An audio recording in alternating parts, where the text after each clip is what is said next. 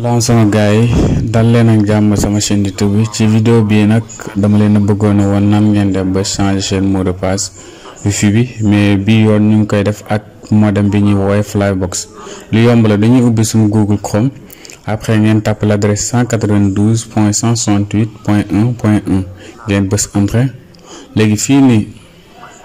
ñu patiente tuuti voilà léegi dañuy bës ci mooy liwu connexion bi waaw mooy barre bii nii foofu ngay bës mooy li benn paramètre noonu léegi foofu ngay bës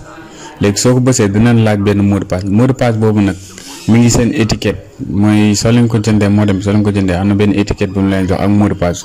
foofu la mot de passe bi nekk léegi mot de passe boobu nag ngeen di dugal fii après ngeen bës ok fekkee mos ngeen koo changer tamit ngeen def mot de passe bi foofu léegi fii nag da ngay fermer fenêtre bi léegi ensuite soo leen ñëwee fii pour ngeen changer mot de passe bi lu yomb la da ngeen di ñëw ngeen bës ci kii bi ci wifi excusez-moi ci kii bi ngeen bës ci réglage service réglage voilà léegi soo ñëwee réglage léegi ngeen ñëw ci wifi ngeen bës foofu léegi soo leen bësee wifi nag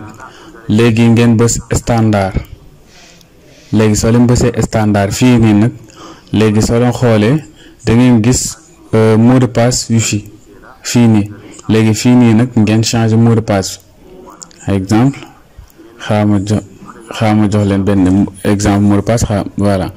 léegi ngeen bind fi en tout cas mot de passe bi nga xam ne moom ngeen soxla léegi soo leen paree tamit ngeen wàcc suuf léegi soo leen wàccee suuf da ngeen gisaat beneen mot de passe mooy 5G CR gis nga ñaar la soo xoolee baax benn bi 2/4 la foofu nag da ngay changer mot de passe beneen bi 5 GHz bi tamit da ngay changer mot de passe léegi mais mot de passe benn lay doon nag voilà léegi fii par exemple ma joxe mot de passe bi ma joxee ci kaw moom laay joxe waat ci suuf foofu noonu voilà par exemple fii nii mën naa jël bii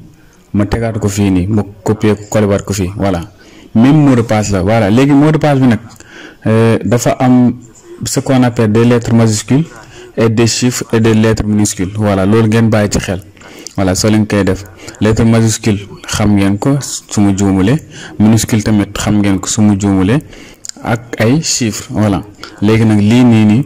moom ngeen di def pour mën a changer mot de passe